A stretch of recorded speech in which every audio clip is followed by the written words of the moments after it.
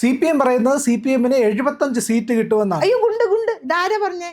ആ ഗോവിന്ദൻ മാസ്റ്ററാണ്. അങ്ങനെ ഡ്രില്ലിന്റെ മാസ്റ്റർ അല്ലേ പ്രിയ, കണക്കൂട്ടാൻ അറിഞ്ഞൂടാ. പാർട്ടിക്ക് അകത്ത് പറഞ്ഞതാ, പുറത്ത് പറയുന്നത് 90 എന്നാണ്. 90. അപ്പൊ എങ്ങനെയാണെങ്കിലും 0-ന് വിലയില്ല, അപ്പൊ 9. പിന്നെ മറ്റേത് 75 അല്ല, അപ്പൊ 7 + 5 12. എന്തായാലും 9-നും 12-നും ഇടയ്ക്ക് സീറ്റുകൾ കിട്ടുന്നത് നമുക്ക് അത് വീക്ഷയാക്കാല്ലേ. തുടർ ഭരണം വരുമെന്നൊക്കെയാണ് CPM പറയുന്നത്. തുടർ ഭരണം വീട്ടിലിരുന്ന് ഭരിച്ചാലും തുടർ ഭരണമാവല്ലോ, അല്ലെങ്കിൽ കണ്ണൂര് പാർട്ടി ഓഫീസിലിരുന്ന് ഭരിച്ചാലും തുടർ ഭരണം തന്നെയാണ്. കേരളം എന്തായാലും അവരിന് ഭരിക്കാൻ പോകുന്നില്ല. പക്ഷേ കോൺഗ്രസിന് 65 സീറ്റ് താഴെ ആയിരിക്കും ലഭിക്കുക എന്ന് പറയുന്നുണ്ട്. ആര് പറയുന്നു? ഈ സർവേകളും പലതും പറയുന്നതാണ്. അല്ല, ആരാ പറഞ്ഞെന്ന് പറയൂ. അല്ല, സർവേകളും മാധ്യമങ്ങളിൽ വന്ന നിരീക്ഷണങ്ങളും ഒക്കെയാണ്. പക്ഷെ എനിക്ക് തോന്നുന്നത് CPM-ന് 75 സീറ്റ് ഒരു പക്ഷേ കിട്ടുമായിരിക്കും. 75 കിട്ടില്ല, 70 കിട്ടിയാലും ശരി കിട്ടൂല. ഇപ്പോൾ ഞാൻ കണ്ട സർവേ പ്രകാരം, അല്ലെങ്കിൽ ഓരോരുത്തരും അനാലിസിസ് ആയിട്ട് വരുമ്പോൾ പറയുന്നത് ശൈലജ പോലും തോക്കാൻ ചാൻസ് ഉണ്ടെന്നാണ് പറയുന്നത്. അങ്ങനെ അവർ പല നേതാക്കന്മാരും തോക്കാനായിട്ട് ചാൻസ് ഉണ്ട്. അവരുടെ ശക്തി കേന്ദ്രങ്ങൾ, കണ്ണൂരിൽ തന്നെ ശക്തി കേന്ദ്രങ്ങൾ തോക്കുമെന്ന് പറയുമ്പോൾ 75 എന്ന് പറയുന്നത് കൃത്യമായൊരു സംഖ്യയല്ല.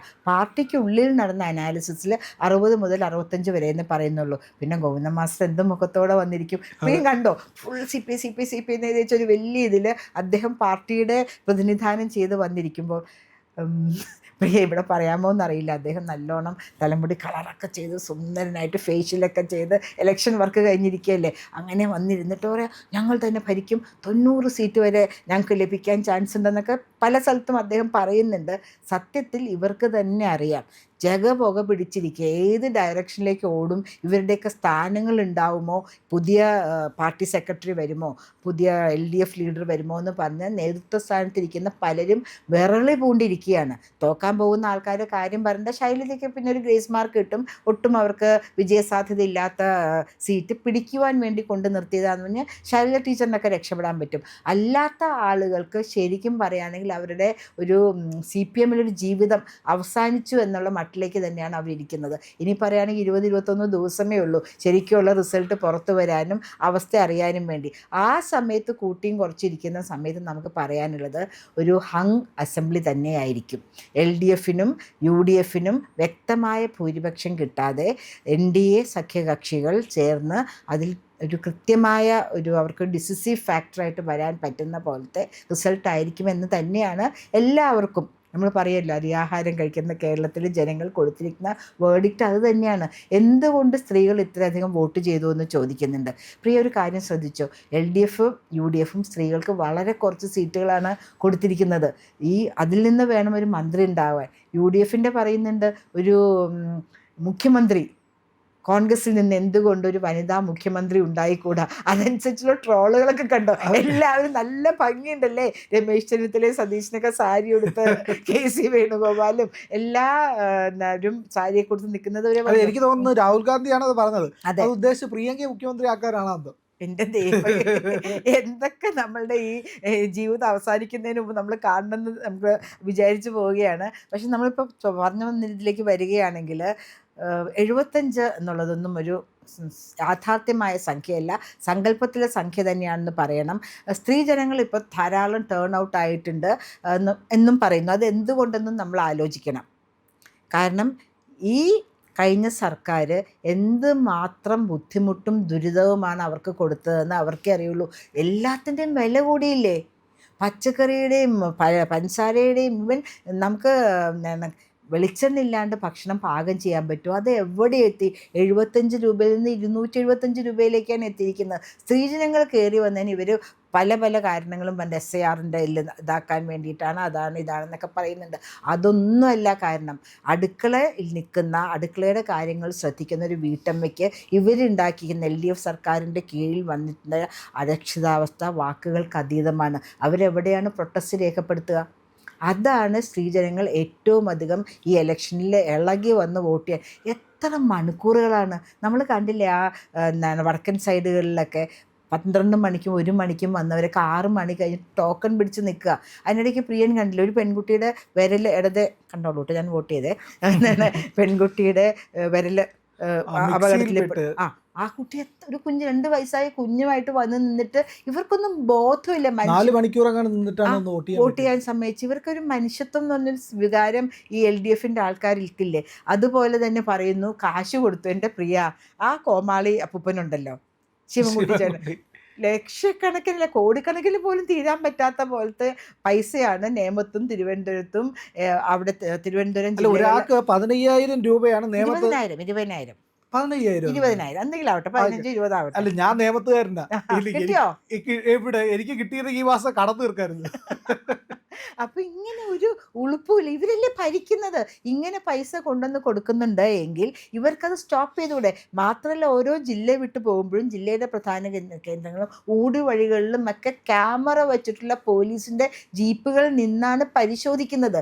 അങ്ങനെ പരിശോധനയിൽ കൂടെ കടന്നു വരുന്ന വാഹനങ്ങളിൽ നിന്ന് ഒന്നും കൊണ്ടുവരാൻ പറ്റില്ല. അത് അറിയാവുന്ന കാര്യം തന്നെയാണ്. അങ്ങനെയുള്ളപ്പോൾ ഈ 20,000 രൂപ കൊടുത്തു എന്ന് പറയുമ്പോൾ ഇവരുടെ തന്നെ പിടിപ്പുകടലിലെ കാണിക്കുന്നത്. ആഭ്യന്തരം കൈയാളില്ല, അത് വെറുതെ സങ്കല്പമാണ്. അങ്ങനെ ഒരിക്കലും 20,000 രൂപയും 15,000 രൂപയും അതും ഗൂഗിൾ പേ, അത് ഗൂഗിൾ പേയിൽ കൂടെ വരികയാണെങ്കിൽ അത് എവിടെ നിന്ന് വന്നു, ആരയച്ചു, ആരാണ് ഒറിജിനേറ്റിംഗ് സോഴ്സ് എന്ന് കണ്ടുപിടിക്കാൻ എത്ര മണ്ടനല്ല. ഈ മണ്ടനെയൊക്കെ വെച്ച് നമ്മുടെ വിദ്യാഭ്യാസ വകുപ്പ് കൈകാര്യം ചെയ്യുകയാണെങ്കിൽ നമ്മുടെ കുട്ടികൾ വെറുതെയാണോ ഇന്ത്യക്ക് പുറത്തേക്ക് കടൽ കടന്ന് പോകുന്നത്, അല്ലെങ്കിൽ കേരളത്തിന് പുറത്തേക്ക് പോകുന്നത്? അപ്പോൾ ഈ ശിവൻകുട്ടി സഖാവിന്റെ കാര്യം തന്നെ പറഞ്ഞു. ശിവൻകുട്ടി പറഞ്ഞ നിയമത്തെ കാര്യമാണെങ്കിൽ റഹീം പറയുന്ന തിരുവനന്തപുരത്താണ്. അപ്പൊ എനിക്കൊരു കാര്യം മനസ്സിലായി, തിരുവനന്തപുരം മണ്ഡലത്തിൽ നിൽക്കുന്ന കരമന ജയിലും ജയിക്കുമെന്ന് ഉറപ്പായി. പിന്നെ ശ്രീലേഖ മാഡം ആണെങ്കിൽ ജയിക്കുന്ന ഡബിൾ ഷുവറായിട്ടിരിക്കുകയാണ്. ഇവർ പറയുന്ന കാര്യങ്ങൾ നമ്മൾ ജനങ്ങൾ അനലൈസ് ചെയ്യുന്നു, അതിൻ്റെ സത്യാവസ്ഥ എന്താണെന്നും മനസ്സിലാക്കുമെന്നും പരാജയ ഭീതി പൂണ്ട് പരിഭ്രാന്തരായി ഇവർ നടത്തുന്ന എന്തോ ജൽപ്പനങ്ങളായി അതിനെ അവർ തള്ളിക്കളയുന്നു മനസ്സിലാക്കാനുള്ള ബോധം പോലും ഈ സഖാക്കന്മാർക്കില്ലേ എന്നാണ് കേരളം ആലോചിക്കുന്നത്. ഈ ഇലക്ഷൻ അടുത്തിരിക്കുന്ന സമയത്ത് എന്തൊക്കെയാണ് പറഞ്ഞു വരുത്തുന്നത്? BJPയുടെ ആൾക്കാരുടെ മാത്രമല്ല, UDFന്റെ ഒരു കാൻഡിഡേറ്റിനെതിരെയും ഇതുപോലെ ആരോപണങ്ങൾ, കുട്ടനാട്ടിലെ കാൻഡിഡേറ്റിനെതിരെ അദ്ദേഹം തന്നെ വെച്ചു കൊടുക്കുകയാണ്. ഇത്രയും എക്സ്പീരിയൻസ് ഉള്ള എക്സ്പെർട്ടീസ് ഉള്ള ഒരു മനുഷ്യൻ, അദ്ദേഹം തന്നെ പൈസ കൊടുക്കുമോ? അത് കൊടുക്കില്ല എന്ന് ആലോചിക്കാനുള്ളൊരു ബുദ്ധി പോലും ഇവർക്ക് നഷ്ടപ്പെട്ടു പോയോ? എങ്ങനെയെങ്കിലും ജനങ്ങളുടെ ശ്രദ്ധ ഇവരുടെ ഉണ്ടാക്കിയിരിക്കുന്ന ദുരിതങ്ങളിൽ നിന്നും മാറ്റി വേറെ എന്തിലേക്കെങ്കിലും ആക്കണം എന്നുള്ളൊരു ചിന്ത മാത്രമേ ഇവർക്കുള്ളൂ. ഇനിയിപ്പോൾ 21 ദിവസം കഴിഞ്ഞ് നമുക്ക് കാര്യങ്ങൾ അറിയാം. പക്ഷേ ഈ ഗോവിന്ദൻ സഖാവിൻ്റെ ആക്രാന്തം സ്വന്തം ഭാര്യ പോലും ജയിക്കുമെന്ന് ഉറപ്പില്ല. എന്തിനാണ് അവിടെ കൊണ്ട് നിർത്തിയത് അവരെ? ശ്യാമളയെ, ആന്തൂർ സാജനെ കൊന്നതിൽ നമ്പർ 1 പ്രതിയാണ് അവർ. അവർക്കെതിരെ FIR ഇട്ട് കേസെടുത്ത് അവരെ ഇരുമ്പഴിക്കുള്ളിലാക്കണമെന്നാണ് അവിടെയുള്ള എല്ലാവരും പറയുന്നത്. അവരെ കൊണ്ടുവന്ന് MLA കാൻഡിഡേറ്റാക്കി MLA ആക്കി പരിരക്ഷ കൊടുക്കാനല്ലേ ശ്രമിക്കുന്നത്. MLAക്ക് ഒരു പരിരക്ഷയുണ്ടല്ലോ, സ്പീക്കറുടെ അനുവാദമില്ലാണ്ട് അറസ്റ്റ് ചെയ്യാൻ പറ്റില്ല, അങ്ങനെയുള്ള പല കാര്യങ്ങളുണ്ട്. അതിനു വേണ്ടിയല്ലേ അവരെ കൊണ്ട് നിർത്തുന്നത്. ഭർത്താവ് കഴിഞ്ഞാൽ ഭാര്യ, ഭാര്യ കഴിഞ്ഞാൽ ഭർത്താവ്, അത് കഴിഞ്ഞാൽ മക്കൾ എന്നുള്ളൊരു രാഷ്ട്രീയം എന്തിനാണ് ഈ UDFനെ പോലെ തന്നെ LDFും പിന്തുടരുന്നത്? LDF എന്ന് പറഞ്ഞാൽ വേറെ ജനങ്ങളുടെ, പൊതുജനങ്ങളുടെ പാർട്ടിയാണെന്നാണല്ലോ പറയുന്നത്. കഷ്ടപ്പെടുന്നവൻ്റെയും ചുമടെടുക്കുന്നവൻ്റെയും എല്ലാവരുടെയും പാർട്ടിയാണ് LDF എന്ന് പറയുന്നു. ആ LDFിലും എന്തിനാണ് ഇങ്ങനെയുള്ള ദുഷ്പ്രവണതകൾ കൊണ്ടുവരുന്നത്? പ്രിയൻ, ഈ 65ൻ്റെ കാര്യം പ്രിയനൊന്ന് ആലോചിക്കുക, എത്ര കിട്ടുമായിരിക്കും സീറ്റ്? എനിക്ക് എൻ്റെ ഒരു അനുമാനത്തിൽ LDF വീണ്ടും വരാനുള്ള സാധ്യതയുണ്ട്.